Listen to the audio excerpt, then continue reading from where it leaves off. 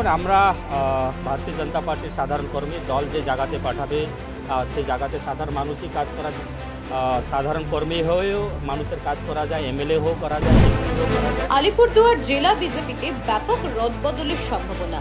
জেলা সভাপতির পদ থেকে ইতিমধ্যে ইস্তফা দিয়েছেন আলিপুরদুয়ার লোকসভা কেন্দ্র থেকে এবার জয়ী সাংসদ মনোজ টিক্কা। বিধানসভায় গিয়ে বিধায়ক পদ থেকে ইস্তফাও দিয়েছেন।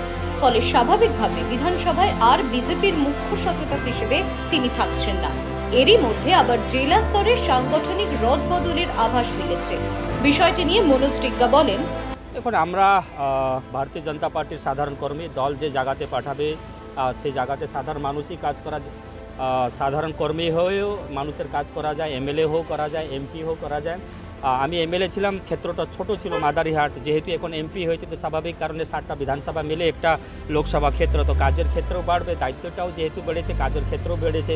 তো সুতরাং সবাইকে নিয়ে চলা, সবারই কাজ করা এবং সবসময় সাধারণ মানুষের সাথে যোগাযোগ রাখা, তাদের যে সমস্যাগুলো আছে সেগুলোকে শোনা এবং পার্লামেন্টে সেগুলো তুলে এবং সমস্যার সমাধান করা, এটা আমার প্রায়োরিটির মধ্যে থাকবে।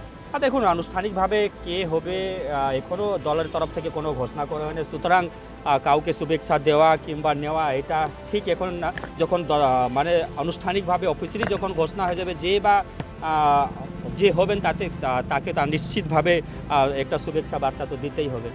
দেখুন, আমাদের মধ্যে যে আমরা ভারতীয় জনতা পার্টি করি, আমাদের জন্য দেশ সবচেয়ে বড়, তারপরে দল, তারপরে ব্যক্তি। দলের উপরে ব্যক্তি হতে পারে না এবং আমাদের সবচেয়ে উপরে হচ্ছে রাষ্ট্র। এবার ওনার কি হয়েছে সেটা তো আমি ঠিক বলতে পারি না, কিন্তু দল বিরোধী যে কোনো কাজ দল মেনে নিতে পারে না।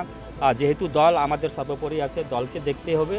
সেটা আমাদের যে টিম আছে যারা দেখে এটা, সেটা নিশ্চিতভাবে ওনারা খতিয়ে দেখবেন কি আছে কি নেই।